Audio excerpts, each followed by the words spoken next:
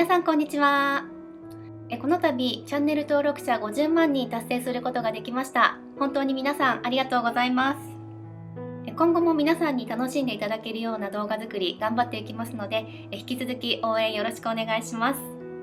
今回50万人記念として Q&A 動画を撮ってみたいと思います。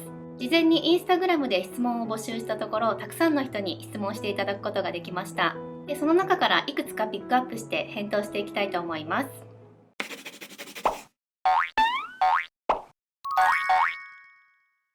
はい、じゃあ早速質問していきたいと思います。はい。じゃあ1つ目、はい、出身はどちらですか？出身は愛知県です。結構動画内では名古屋出身って言ってるんだけど、正式には名古屋ではなくて、名古屋よりもうちょっと南に突き出した知多半島っていうところです。結構こう名古屋っていう方がイメージがつきやすいかなと思って名古屋って言ってます。まあ結構あるよねそれね、俺も兵庫県の出身だけど、もう分からなそうな人には大阪って言っちゃうこともある、分かりやすいね、その方が入ってくるよね。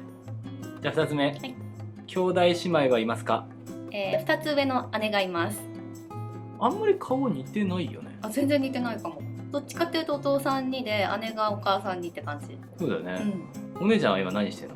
お姉ちゃんはさつまいもが大好きで、さつまいもに関する雑貨を作って販売してる。アクセサリーとか文房具とか。結構なんか動画手伝ってくれたりするから、名古屋の動画とか見ると声だけちょっと出演してたりする。じゃあ3問目、MBTI は何ですか？ MBTI って何？なんか性格診断だよね。なんか4つのアルファベットで自分の性格を表すんだけど、せっかくだからやってみたら？それ普通にネットでできる？なんかパソコンで多分無料診断って言えると思うよ。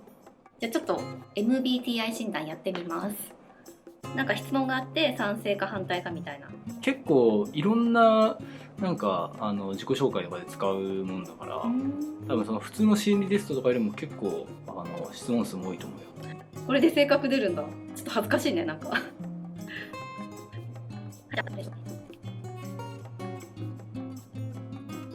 じゃあ結果見てみます。INTJT。 INTJ ね、I が内向的で E が外向的なんだよ。だから内向的ってことね。確かに内向的かも。内向的、直感的、思考的、計画的ってそういう感じ。なるほど、面白いね。でもこれ細かく選択できるから結構本当にリアルな性格知れるのかもね。じゃあ次の質問ね、はい、もし YouTube をやってなかったら何をやってたと思いますか？私はもともと結婚式の司会とかイベント関連の司会業をやってたんですね。でコロナ期間にお仕事が全部なくなってしまって、そこでどうしようって思った時にインターネット上に日本語学習の投稿を始めました。なのでもし YouTube やってなかったらそのまま引き続き司会業をしてたんじゃないかなって思います。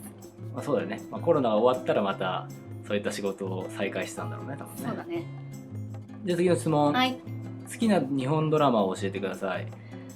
最近ので言うとブラッシュアップライフっていうドラマはハマりました。内容を簡単に言うと、平凡な主人公の女性が過去の記憶を持ったまま赤ちゃんから人生をブラッシュアップしていくっていう結構コミカルなストーリーで、伏線とかもすごいたくさんあってすっごい面白かったです。でちょっと古いのだと「リーガルハイ」っていうドラマ、半沢直樹で有名な堺雅人さんが主演のドラマで、ガッキーも出てるんだけど、その2人の掛け合いがすごい面白い法廷ドラマです。法律がねメインのドラマなんだけど、コメディ要素がすごい満載で、弁護士のドラマ史上一番笑えるんじゃないかなって思います。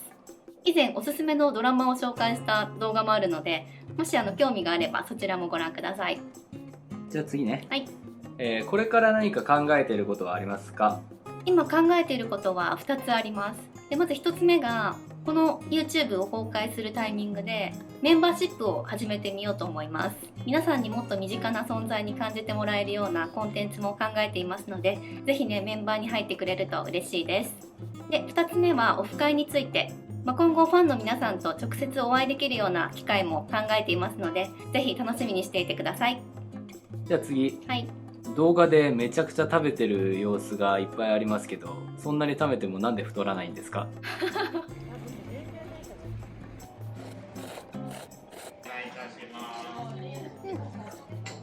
いや、ありがたいことにこういうコメントをねいただくんですけど、残念ながら食べたら食べた分だけちゃんと太ります。結構動画に映らないお腹周りとかにお肉がつきやすいからバレてないだけかも。でも一応ね気をつけてはいて、動画撮るときは、だいたいたくさん食べるだろうなって思うから、普通の普段の食生活は結構質素です。最近だとこうせいろを使った蒸し料理とかにしてカロリーを抑えたりしてます。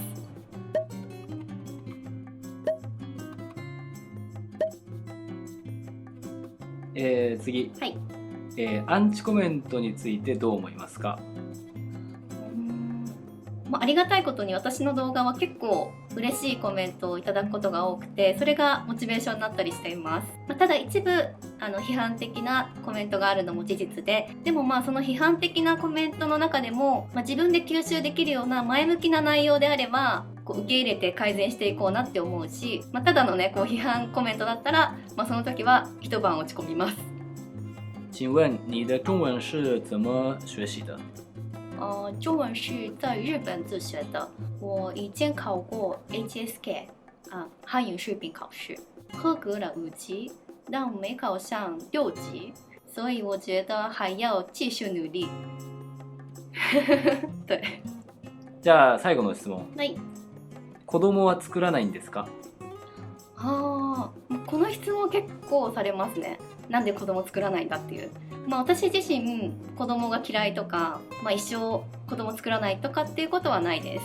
実は去年の年末に一度授かることができて、今年の夏に出産予定だったんですけど、今回はちょっとご縁がなかったっていうことで残念な結果になってしまいました。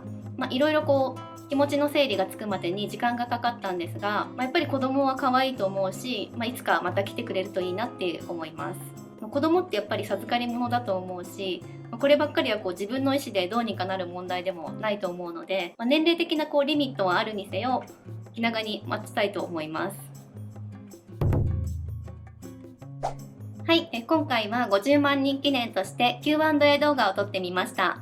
これからも皆さんに見ていただけるように動画作り頑張っていきますので、引き続き応援してもらえると嬉しいです。それでは今日の動画は以上です。また次回の動画でお会いしましょう。バイバイ。